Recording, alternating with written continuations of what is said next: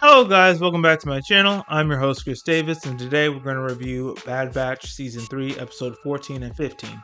So I'm reviewing these two episodes together because I think if I just did just them by themselves, the video would be really short.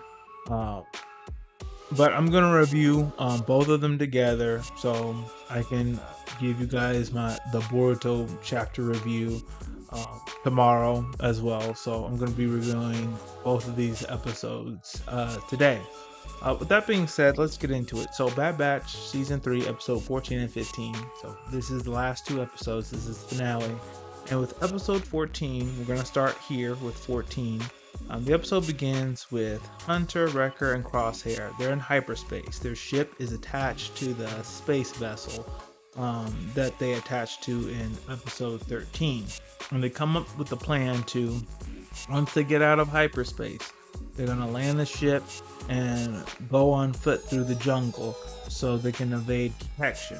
However, this plan is foiled when Hemlock somehow discovers that the scientific vessel has been compromised, and he knows that the Clone Force 99 has infiltrated the orbital space station with Rampart. To me, like, this part is ridiculous. How could he possibly know that they infiltrated the orbital space station with Rampart? They didn't set off any security procedures. There was no one who called for backup at the last episode saying, "Oh, we've been infiltrated." So how could they possibly know that the scientific vessel had been compromised? Anyway, Hemlock sends some ships after Clone Force 99 since he knows that they're coming. And Hunter, Wrecker, and Crosshair learn easily that, okay, Hemlock was expecting them. And so Hemlock has anti-aircraft guns on them. He has ships after them. Hunter's ship gets hit and they have to crash land through the jungle. And they have to go through the jungle and get to Tantiss base, which was part of the plan, but the plan was for Hemlock not to know that they were coming, but Hemlock does know that they're there, so he's also has scouting teams looking for them throughout the jungle.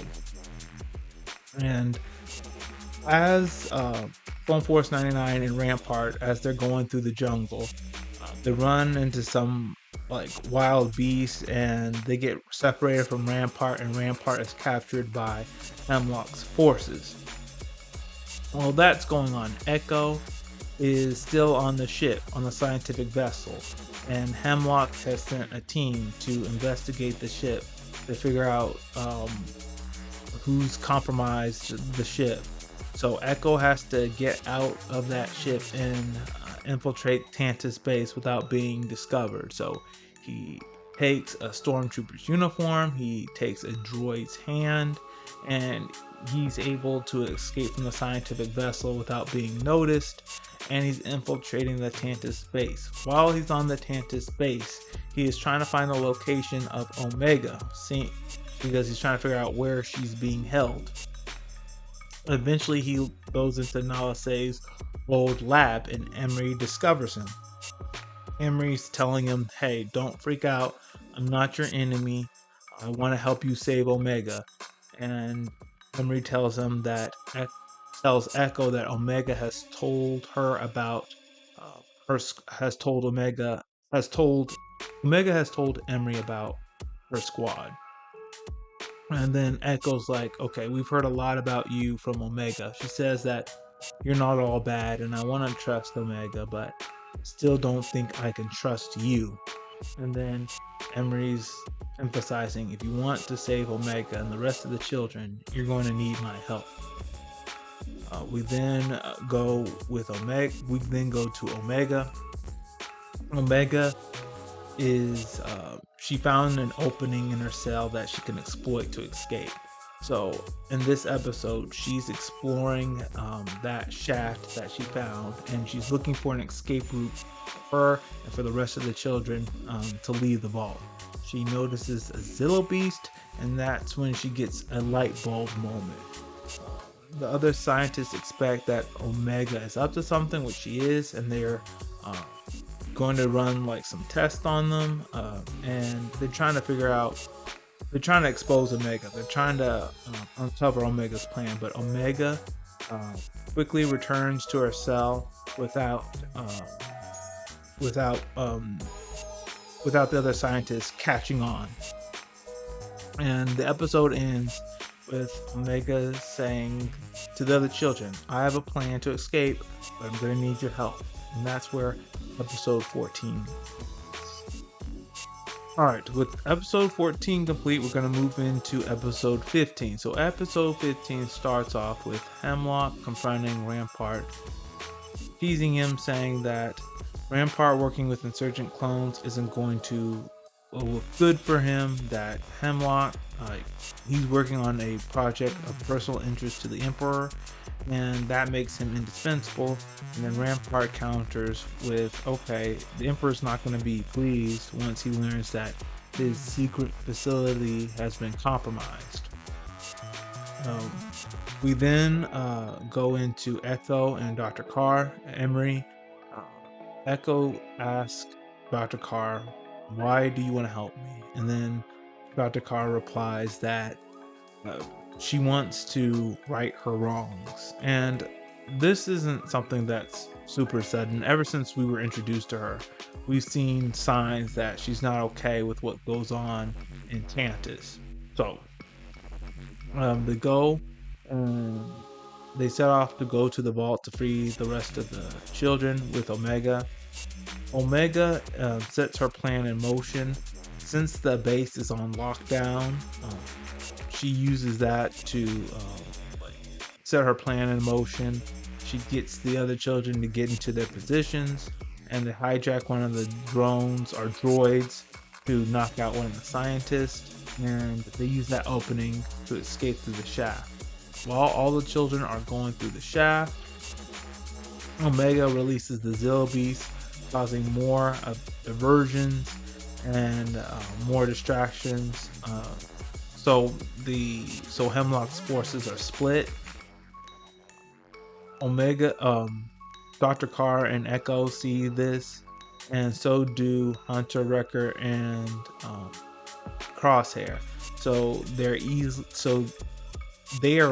can easily infiltrate the Tantiss base now that the forces are split, and they're having to go after the Zillow beast. Just everything is like in chaos right now. Hemlock gets a message from Governor Tarkin. Tarkin is telling him that he's learned that the Zillow beast has escaped and that his facility has been compromised. Hemlock tells Tarkin that he has everything under control. Tarkin doesn't believe him, and then Tarkin says, "Hey, and you can expect me shortly." While after that's wrapped up, Hemlock releases his evil clone force 99, and they engage Hunter, Wrecker, and Crosshair with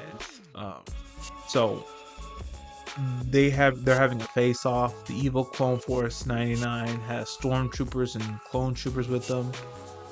Hunter, Wrecker, and Crosshair are able to put up a good fight, but they lose, and then also Crosshair loses his hand, and they're captured. The children escape through the shaft, and they're near the hangar bay, but they're caught by some stormtroopers, but Echo is able to save them.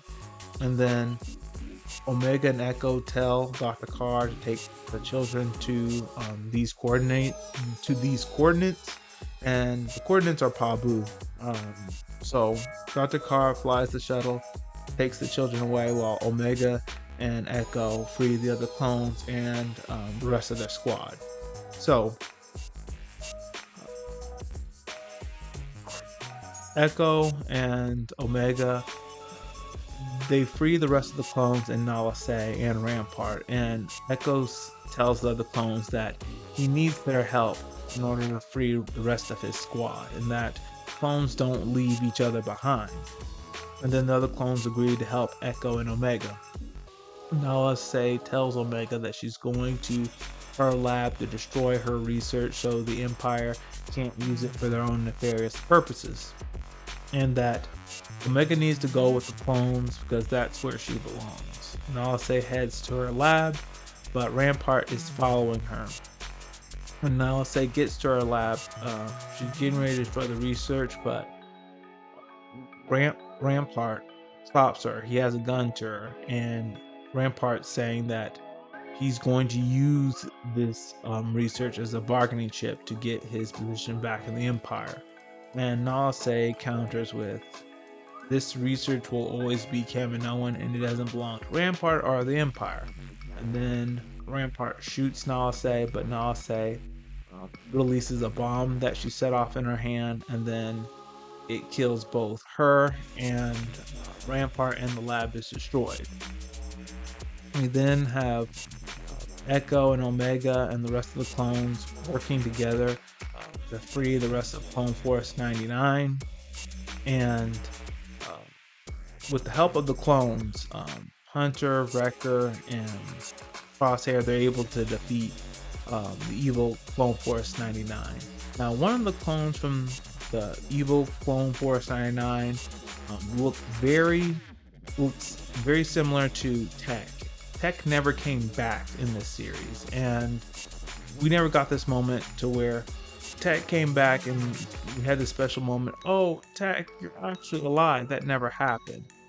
One of the evil clones have a very strong resemblance to Tech, and if Tech's fate was that he was turned into like an evil clone and forced to fight against Hunter, Wrecker, and Crosshair, that would be like really sad, because those are the clones that he fought side by side with in the Clone Wars, and mainly against the Empire. Crosshair was on the side of the Empire for the most of the series, but it's really sad if that was Tech's fate. We then go to Hemlock. He has Omega handcuffed to him. He's trying to escape, but Crosshair is able to destroy his ship before he does. And then Hemlock has a gun pointed to Omega's head, telling Hunter and Crosshair don't take another step, but otherwise he'll kill Omega. And then Omega counters, says that he's not going to do it because he needs Omega alive, and that's true.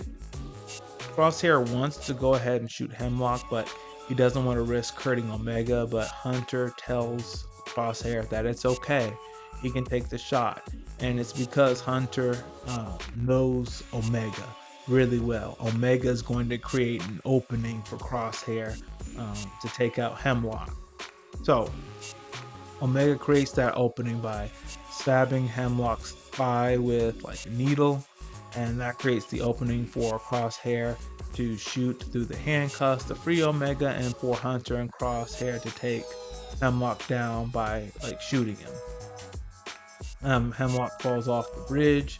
Then Hunter, Crosshair, and Wrecker, they go on the ship and they do a hyperspace to Pabu. When they do,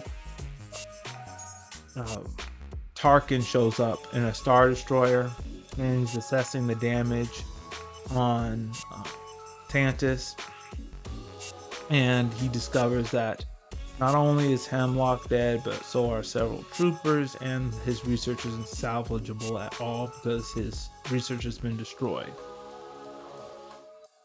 Tarkin is extremely irritated, and he's like, Hemlock's wasted enough of our time and resources, like on this vanity project, shut down this facility indefinitely and put all the research into Project Stardust, and that's the Death Star. And then go to the scene on Pabu where the children and the clones are free and they can decide their own fate. Echo tells Dr. Karr that she can really make a big difference if she speaks to Senator Chuchi about what went on in Tantiss. And Dr. Karr is willing to do it because there's a lot of wrong that she needs to make right. We then get this beautiful scene with Hunter, Crosshair, Wrecker, and Omega sitting under the tree, Pabu, and it's a really beautiful scene because they're finally at this very happy moment after losing one of their family members, Peck, and going through all those trials throughout the series. And then go into a time jump, and we'll see Omega all grown up, and she's going to join the rebellion. Hunter is reluctant to see her go because he still wants to protect her after all these years, but Omega tells Hunter that him and the rest of the clones, they've done enough fighting. Like, this is her fight, and she wants to help the rebellion. And Hunter says that he knows, and he wishes her the best, but if she ever needs him and the rest of the clones, just let him know. And that's where the series ends. So overall, great 2 episodes. Episode 15, very heartwarming and very happy ending. Bittersweet that Tech never came back, but overall, great series. So that's all we have for today. If you liked what I had to share, please hit the like button, hit subscribe, share this video with all your friends, and all of you have a great day.